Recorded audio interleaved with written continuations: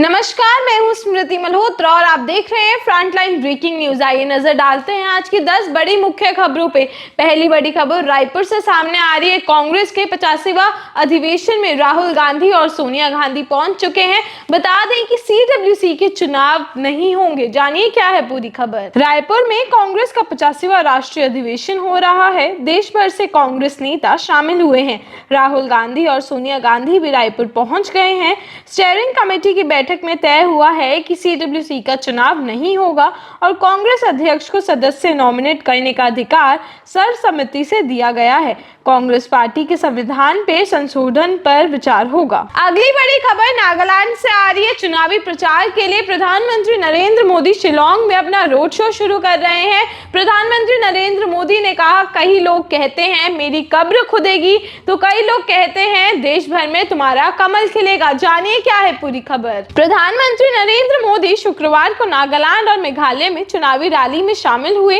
प्रधानमंत्री ने मेघालय के शिलांग में कहा कि कुछ लोग जिनको देश ने निकाल दिया है, जो निराशा के गर्त में डूब चुके हैं, वो आजकल माला जपते हैं और कहते हैं कि मोदी तेरी कब्र खुदेगी, लेकिन देश कह रहा है, देश का कोना कोना कह रहा है, मोदी तेरा कमल खिलेगा। अगली बड़ी खबर दिल्ली से सामने आ रही है। दिल्ली में मंत्री ने बोला कि सबको उपराज्यपाल एलजी की बात माननी होगी। जानिए क्या है पूरी खबर। दिल्ली सरकार और उपराज्यपाल के बीच तनातनी थमने का नाम ही नहीं ले रही। दिल्ली सरकार के सभी मंत्रियों ने अपने विभाग के सचिवों को पत्र लिखकर निर्देश दिया है कि उपराज्यपाल से मिलने वाले सीधे आदेश का पालन ना करें, उसकी सूचना प्रभारी मंत्री को दें। ट्रांजैक्शन ऑफ बिजनेस रूल्स टीबीआर का सख्ती का पालन करने को कहा गया है। अगली बड़ी खबर हरियाणा से सामने आ रही है। नासिर और जुनैद हत्याकांड में एक नया अपडेट सामने आया है। एक नई वीडियो सामने आई है। जानिए क्या है पूरी खबर। राजस्थान के दो मुस्लिम युवकों नासिर जुनैद हत्याकांड में चर्चा में आ गए गौरक्षक मोनू मनेसर की दो वीडियो सामने आई हैं।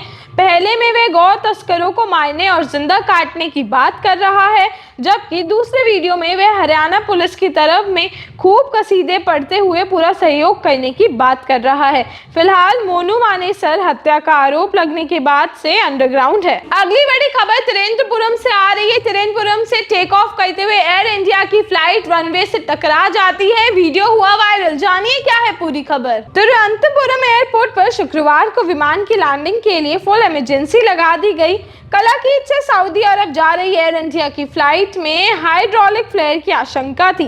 इसके बाद एयर इंडिया एक्सप्रेस की फ्लाइट IX385 को तिरुवनंतपुरम और डाइवर्ट कर दिया गया। इसमें 166 यात्री सवार थे। अगली बड़ी खबर दिल्ली से आ रही है। दिल्ली में स्टैंडिंग कमेटी का चुनाव हो चुका है। काउंटिंग शुरू हो गई है। जानिए क्या है पूरी खबर। दिल्ली एमसीडी की स्टैंडिंग कमेटी के 6 सदस्यों का चुनाव शुक्रवार को दोबारा हो चुका है। वोटिंग सुबह 10:30 बजे शुरू हुई थी। वोट डालने के लिए एक पार्षद को बुलाया गया। सुबह जैसे ही चुनावी प्रक्रिया शुरू हुई, भाजपा पार्षदों ने फिर से हंगामा शुरू कर दिया और जमकर नारेबाजी की। इसके बाद पार्षदों को मोबाइल ले जाने की अनुमति नहीं दी गई।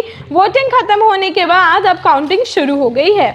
अगली बड़ी खबर पंजाब से आ रही है। पंजाब में बवाल मच गया है। पंजाब पुलिस ने फिर भी कोई एक्शन क्यों नहीं लिया? क्यों किसी एक व्यक्ति की रिहाई के पीछे सैकड़ों लोग सड़क पर उतरे? जानिए क्या है पूरी खबर। पंजाब में अजनाला पुलिस स्टेशन पर वारिस पंजाब दे के जथेदार अमृतपाल के हजारों समर्थकों ने हमला कर दिया। फिर भी पुलिस ने कोई एक्शन नहीं लिया। अमृतपाल खालिस्तानी समर्थक हैं। पंजाब पुलिस के एसपी हरपाल सिंह रंधावा ने कहा कि हमलावर तलवार और बंदूकें लेके आए थे।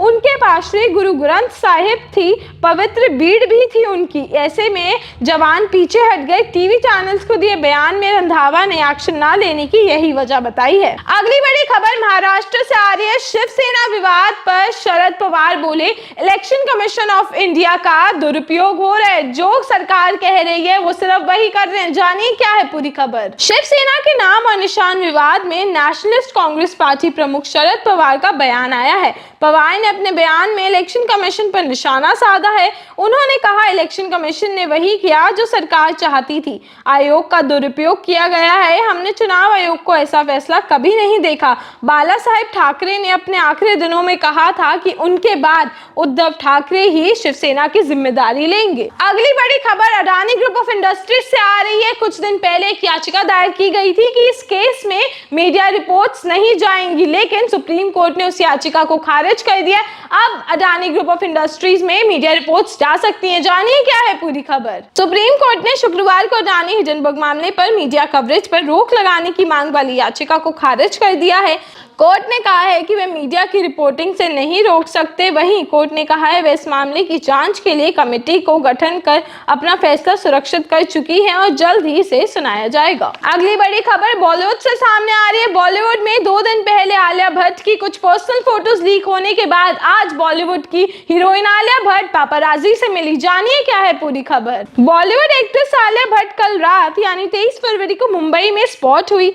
इससे जुड़ा एक वीडियो सामने आया है जहां वे पिंक ओवरसूट में बहुत ज्यादा सुंदर लग रही हैं।